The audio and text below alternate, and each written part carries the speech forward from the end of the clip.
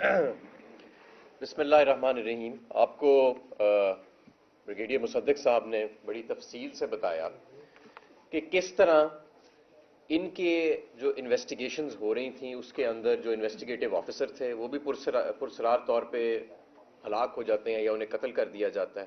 تمام گواہان کی پرسرار طریقے سے موت واقعہ ہو جاتی ہے یا انہیں قتل کر دیا جاتا ہے.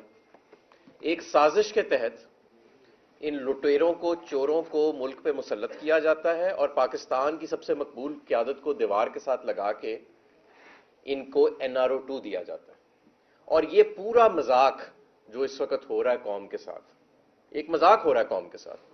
ہمارے نظام پہ سوالیہ نشان اٹھایا جا رہا ہے کہ کس طرح غیر مقبول لوگ، بدنام لوگ، بے ایمان لوگ غیر جمہوری طریقے سے پولیٹیکل انجینئرنگ کے ذریعے ان کو مسلط کیا جاتا ہے پوری قوم کے اوپر، اور پھر ایک ڈرامہ رچایا جاتا ہے، قوانین تبدیل کیے جاتے ہیں. یعنی کہ چوری کو قانون بدلوا کے چوری کو لیگل کور دیتے ہیں اور پھر کہتے ہیں ہم باعزت بری ہو گئے. یعنی چوری کو کہا گیا کہ یہ چوری نہیں رہی، کرپشن کو لیجیٹمائز کر دیا گیا پاکستان میں، اور پھر کہا گیا دیکھو ہم جو ہیں. اور یہ شخص جو عمران خان صاحب کو آج جس طرح کے جملے کس رہا ہے، تم تو کک بیک اسپیشلسٹ مشہور ہو حکومت کے کوریڈورز کے اندر. تمہاری کیا منہ، کیا متھا، کیا اوقات کہ تم عمران خان سے بات کر رہے ہو. عمران خان سے تو مخاطب ہی نہیں تم کر سکتے، تمہارا کیا قد ہے. اور تم تو آج یہ جو اور یہ قوم پوری دیکھ رہی ہے. یہ آپ یہ نہ سمجھیں کوئی شخص بھی کہ قوم کی آنکھوں میں کوئی دھول جھونک سکتا ہے. بچے کو جو سکول میں جاتا بچہ ہے ان کو بھی پتہ ہے ان دونوں خاندانوں کی اصلیت کیا ہے اور کدھر سے انہوں نے پیسہ بنایا، اور اس کا جواب دینا پڑے گا. اور یہ کیا وجہ ہے کہ اگر یہ اتنے ہی صادق اور امین ہو گئے ہیں تو کرائے نا ذرا الیکشن، دیکھتے ہیں لوگ انہیں صادق اور امین مانتے ہیں کہ نہیں. الیکشن کا نام لو تو ان کی کانپیں ٹانگ جاتی ہیں، اور الیکشن کا نام لو تو یہ 13 جماعتیں اپنے اربوں ڈالر سمیٹ کے، اور اتنے بڑے خاندان کو سمدھی بیٹھا ہے، وزیر خزانہ کو بیٹا بیٹھا ہے، کو پوتا بیٹھا ہے، جو پیدا نہیں بھی ہوا اس کے بھی پیسے نکلی آ رہے ہیں.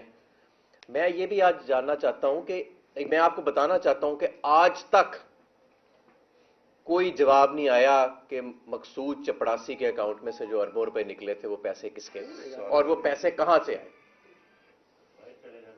وہ پیسے کہاں سے آئے مقصود چپڑاسی کے اکاؤنٹ میں سے؟ کیوں جی بریگیڈیئر صاحب، وہ آج تک کسی نے جواب دیا ہے؟ آج تک وہ جواب نہیں ملا قوم کو کہ ان کے ملازموں کے اکاؤنٹ میں اربوں روپے جو آئے وہ پیسے کون سے تھے. کیا یہ موٹر وے کا کمیشن تھا جس کے پیسے جمع کرائے گئے تھے؟ یہ جو پاور پلانٹ لگائے گئے، جب یہ پاور پلانٹ لگائے گئے تو ذرا ٹریول ہسٹری چیک کرے نا سلمان شہباز کی. یہ ان ممالک میں کیا کرنے جاتا تھا جہاں سے یہ آ رہے تھے؟ 20 اس کے ایک سال کے اندر ٹرپ کیوں لگے ہوئے تھے؟ کیا یہ پیسے ان پاور پلانٹس کا کمیشن تھے؟ آج یہ سوال ان کا جواب نہیں دے سکے. مقصود چپڑاسی کے اکاؤنٹ میں پیسے کدھر سے آئے؟ وہ اربوں روپے کس کے تھے؟ آج پوری قوم نظام سے، پورے اس ملک کے نظام سے یہ سوال کر رہی ہے. ایک سائیکل چوری کرنے والا سنت نگر میں پکڑا جاتا ہے، اس کو الٹا ٹانگ دیتی ہے پولیس. کوئی بچہ بھوک سے روٹی چوری کرتا ہے تو اس کو مار مار کے اسے ہلکان کر دیتے ہیں. اور کوئی اربوں ڈالر چوری کرتا ہے، کک بیک اسپیشلسٹ مشہور ہے حکومت کے ایوانوں میں، وہ آتا ہے اور اس کو ہار پہنائے جاتے ہیں، وہ آ کے لیکچر دیتا ہے. وہ تمہیں تو فیٹف میں لیکچر دینا چاہیے جا کے کہ منی لانڈرنگ ہوتی کیسے ہے اور ٹی کیسے ہوتی ہے، تاکہ اس کے اگینسٹ قوانین بنائے جائیں.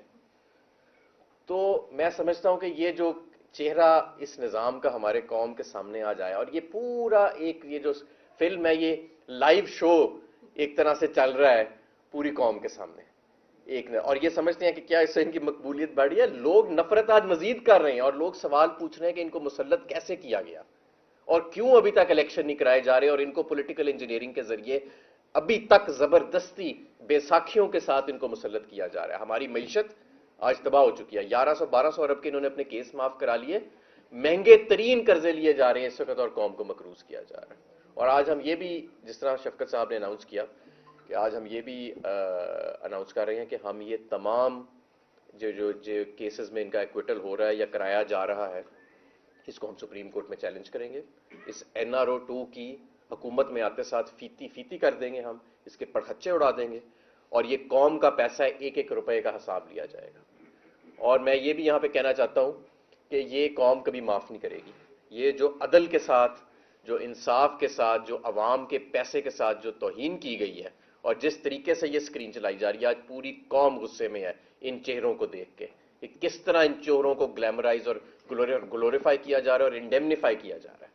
یہ ملک جو ہے یہ اس مقصد کے لیے نہیں بنا تھا، اور انشاءاللہ تعالیٰ جلد عوام اس کا احتساب کرے میں گی. ایک چیز اس میں ایڈ کرنا چاہتا ہوں، ریکارڈ پہ لانا چاہتا ہوں، وہ یہ ہے کہ 1100 ارب کے تو کیسز معاف کیے گئے. پی ٹی آئی کے دور میں ہم نے ٹوٹل 3.5 سال میں 480 ارب روپیہ ریکور کیا. اس کا ریٹ بنتا ہے 130 ارب سالانہ.